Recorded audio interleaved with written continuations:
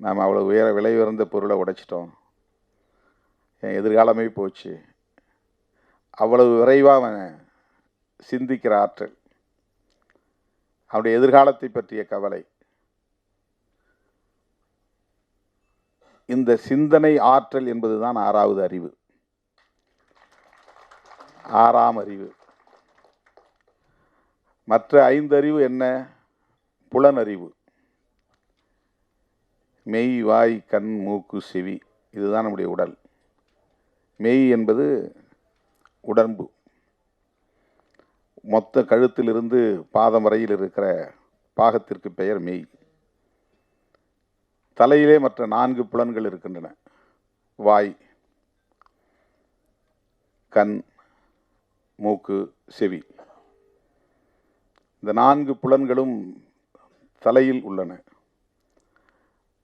தலை இல்லாத மற்ற பகுதியை நாம் முண்டம் என்கிறோம்.